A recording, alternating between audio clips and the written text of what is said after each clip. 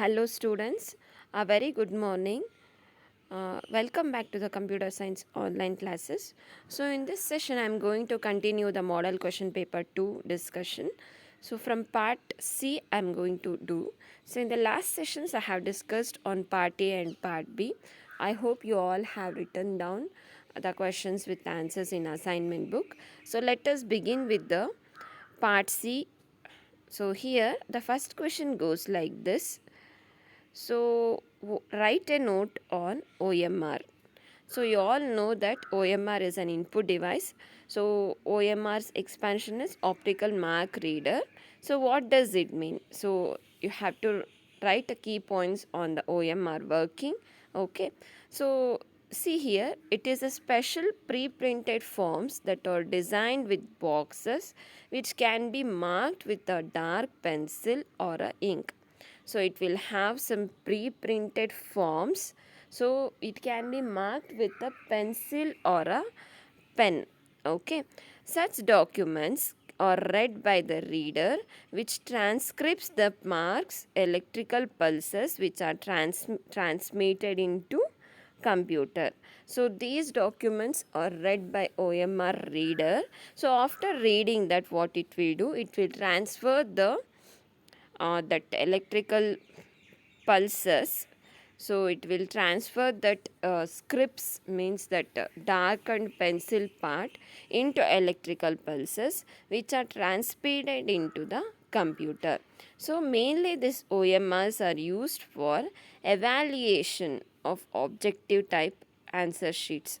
So in the CET examination, in wherever the multiple choice questions are there, we are going to use this OMRs. See how this is how the OMR sheet will look like. So it will have the scripts. So using that scripts, the ink or a pencil, by using pencil or by using a pen, we have to mark that hole so that it will take it as a answer.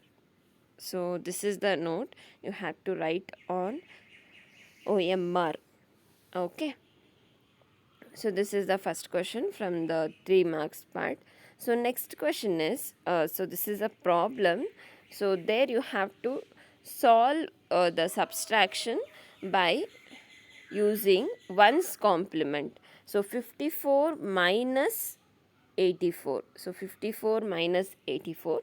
From the largest number, you have to subtract the smallest number. From the smallest number, you have to subtract the largest number.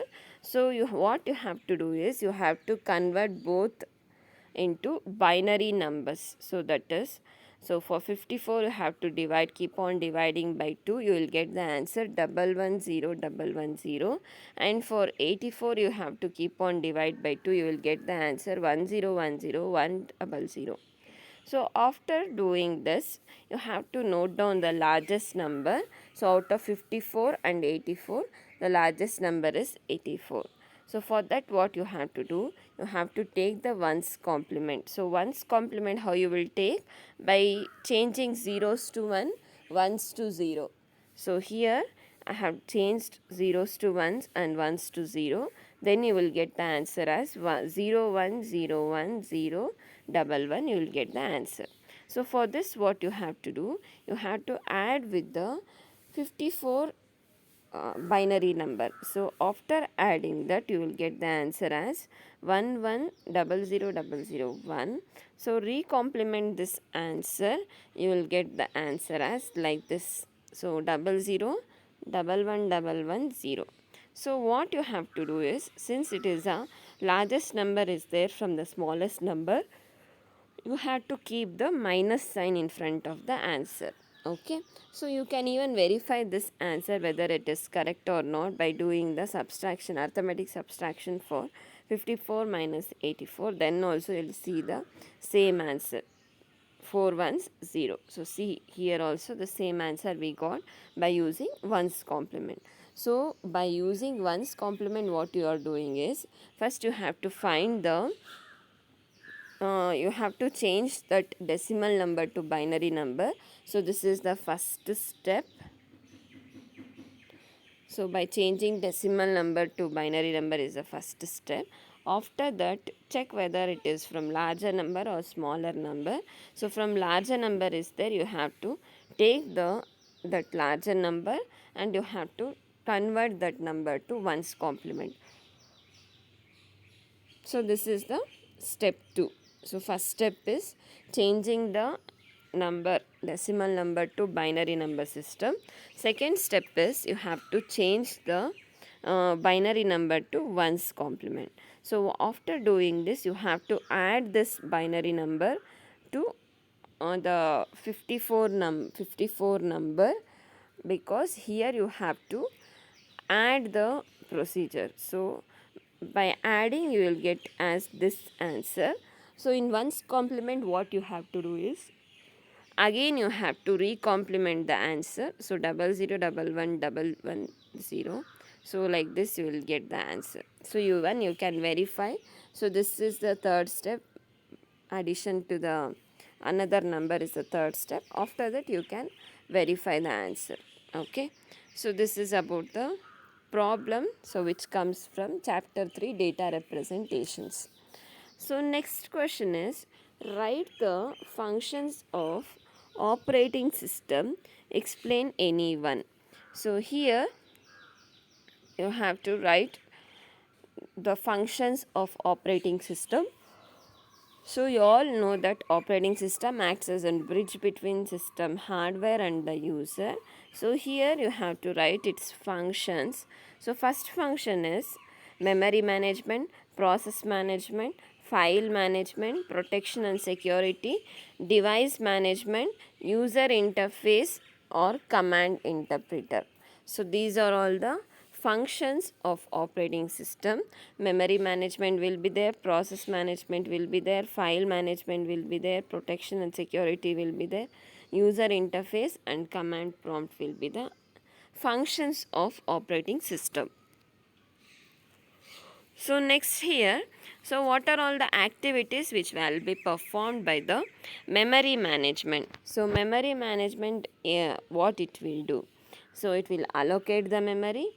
So it has to allocate its memory, free the memory.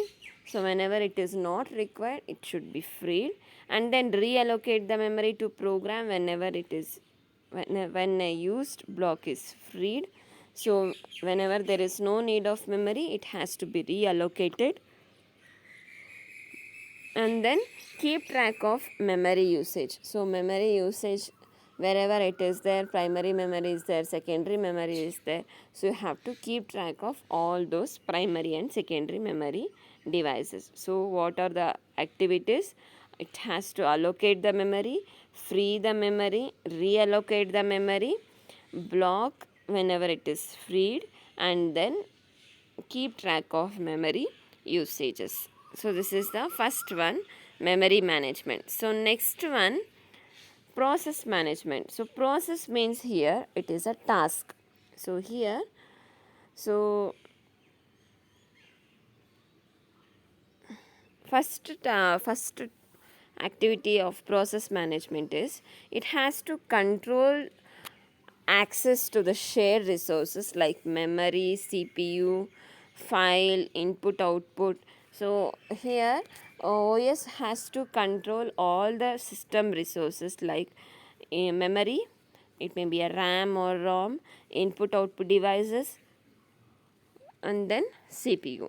So it has the control execution of applications, create, execute, delete a process. So it has to delete the process.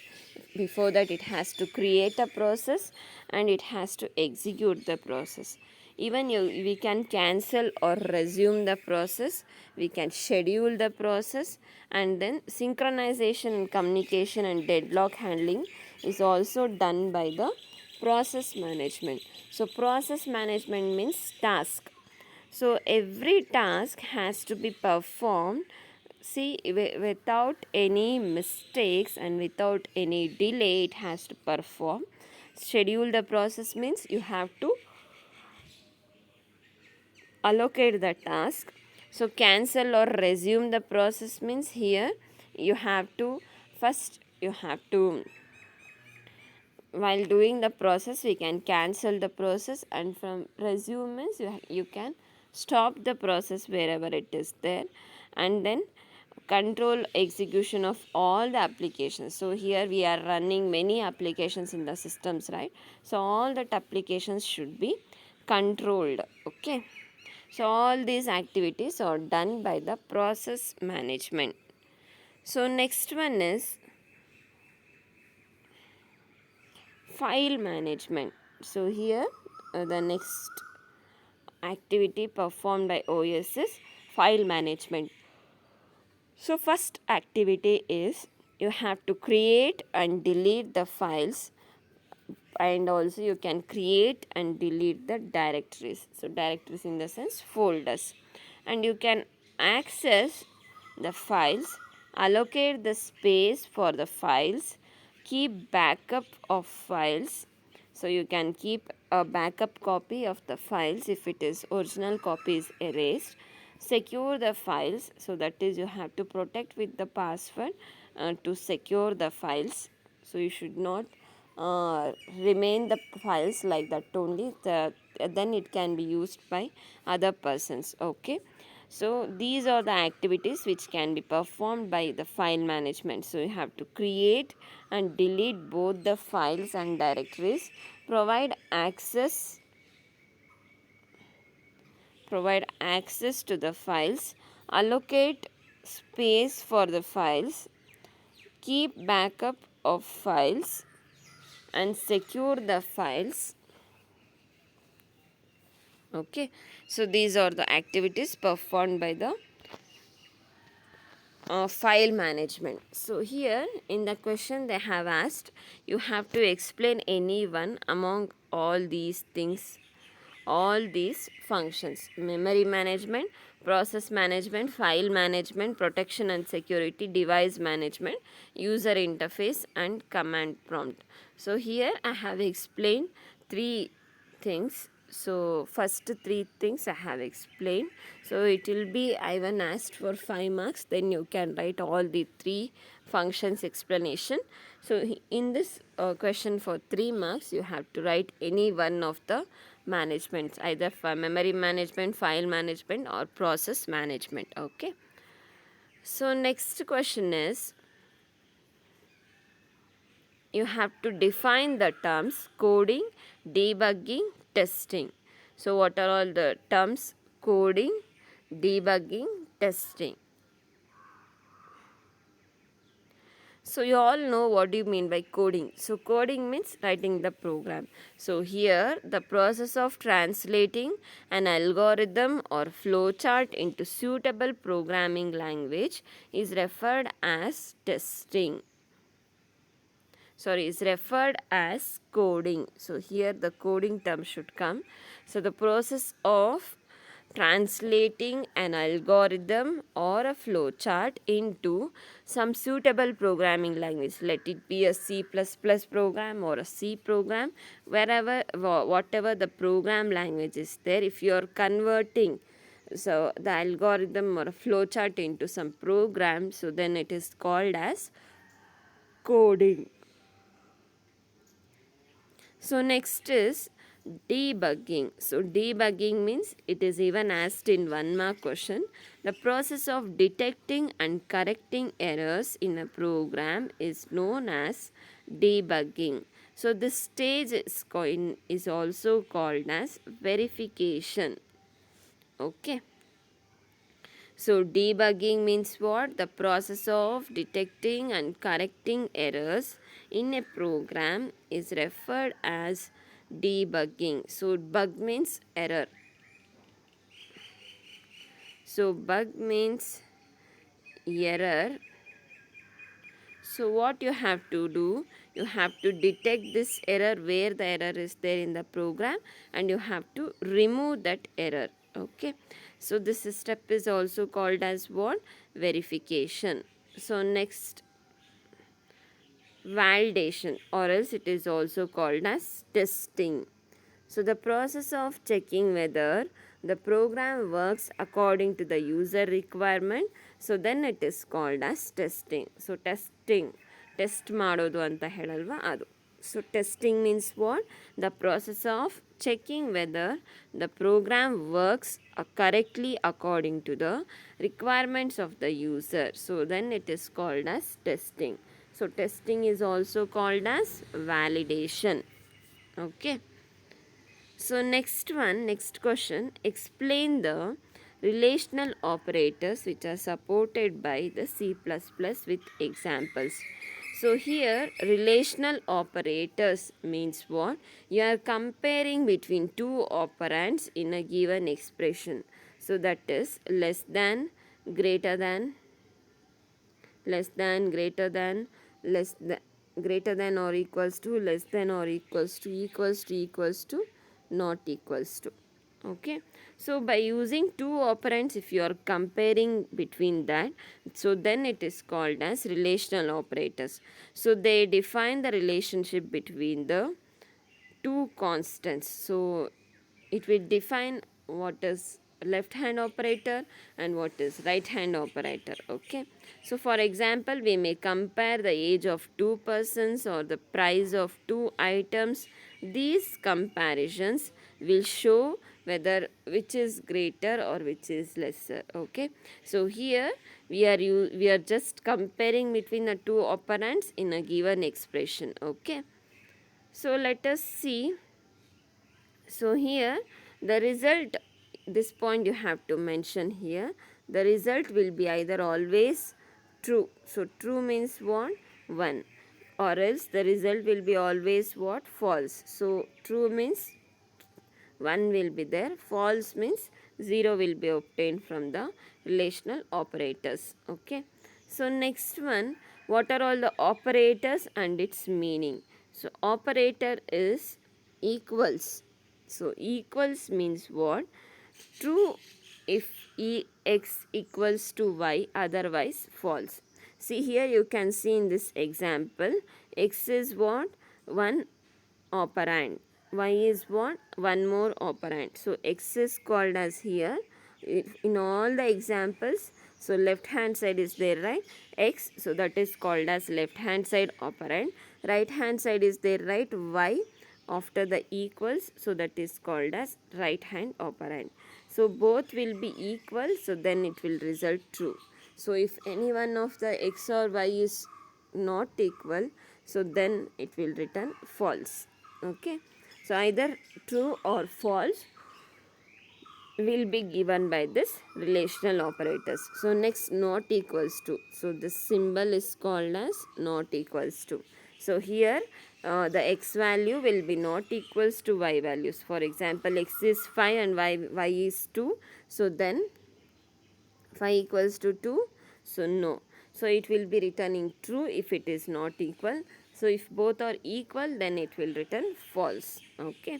So next is greater than symbol. So greater than symbol means like this. So for example, 5 is greater than 1. So this is true, right? So then it will return true. So if it is false, like 1 is greater than 5, so then it will return false. Okay, so less than means what? So for example, see here, less than, so 1 is less than 5, so this is true, right? So then it will return a true. So whenever left hand operand is operator is less, operand is less than the right hand operand, so then it will return true. So next one, greater than or equals to. So greater than or equals to means what? So here you have to take the x value will be greater than or equals to the y value. For example, see here, 5 is greater than or equals to 5. So it is matching with equals to. So for example, if I give like this, so then also the condition is holding good. So this is a one example for greater than or equals to. So next, lesser than or equals to. Lesser than or equals to means here, so I have to take the left hand operand, so lesser than the right hand operand. Okay, so these are all the operators which will be coming in the relational operators. So equals, not equals to, greater than, lesser than, greater than or equals to, lesser than or equals to. Okay. So next question, explain the Windows operating system. So here it is one of the famous well-known operating system. Everyone is going to use this operating system only. So first one we'll see. So this is the well-known, very popular operating system developed by Microsoft company. So Windows is performed users. So this system can come along the versions like 3.11 to Windows 8. So features whatever it is having, let us see. So it has GUI based operating system. So GUI based operating system means graphical user operating system. It supports multi-user and multitasking, means many users can be used at a time, and it supports even multitasking, means one or more tasks can be performed at a time. Okay. So next point, so it includes network capabilities and more internet ready activities and games, means in this operating system we can use network activities and more gaming systems can be used. So it features sleep and resume functionality. So sleep means whenever you are not required to use the system, you can put for sleep mode, and after that whenever it is needed for your work, then you can put for resume work. So it has quick search facility. So search facility will be there like this at the taskbar. So there if you click, you can search for anything. So next it includes for wireless devices, other type of new hardware. So means it has USB facility. So using that USB facility, you can connect any input output devices like mouse, keyboard, everything. So it has backup and system restore facility in case of system failure. So means if you are having a system failure in the system, then you can back up the files with the files which is given in the backup storage. And it even has system restore facility. So system restore facility means once if you are losing all the documents, you can restore the entire thing, then it will be seen, every task which is done by you will be restored. Okay. So these are all the Windows operating features. So next one is, what are two-dimensional arrays?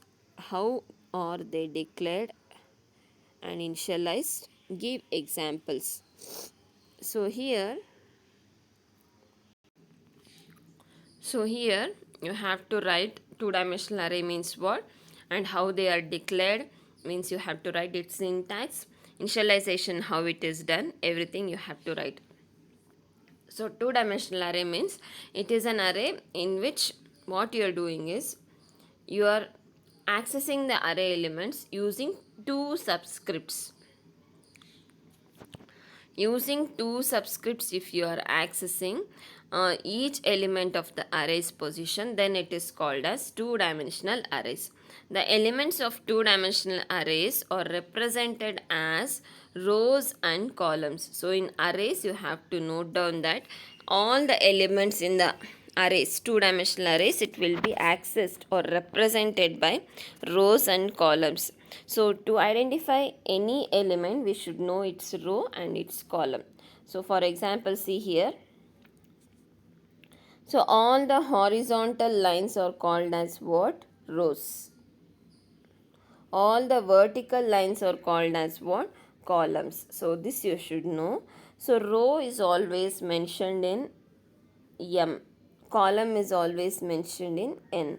So only this matrix is represented as M cross N. So here, for example, see here how many columns are there? 3 columns are there. So that you have to mention the second part. First part is what? Rows. So how many rows are there? 2 parts. So here A of 2 cross 3 means here it is having 2 rows and 3 columns. Okay. So A is what here? Array name. Array name is A. Okay. So next, what is its syntax? We'll see. See, syntax is like this: data type, array name, row size and column size. So here always you should mention within this square brackets, first thing will be row and second thing will be column. Okay. Next, explain the unstructured programming. So in problem solving methodologies there are a programming procedures is there. So there you have to, this question will come, unstructured programming. So this is one of the earliest programming method. So in which the whole program is solved as a single block or a main memory. Whole program will be solved and the single block main program, it is called as. All the statements in the main program modify the data. How? By using global, which is a global throughout the program. So global means what? It is accessible or view. It can be viewed by all the programming statements. So then this unstructured programming will have lot of go-to statements, jump statements to access the programs. So this unstructured programming will be helpful only in the small programs, whereas if you are using the larger programs, this unstructured program will not be working. Okay. So these are the points you have to write for the unstructured programming. So here this is one of the earliest method of technique. So the whole program is solved as a single block and all the main program will modify the data with its global, so which is applicable for whole the throughout the program. And this unstructured programming will have lot of go to and jump statements. Unstructured programming will be used for the smallest programs. Okay, so these are all the some of the 3 marks questions which we discussed in the model question paper 3. So you have to write all the question papers answers in the assignment book without fail. Okay, thank you all.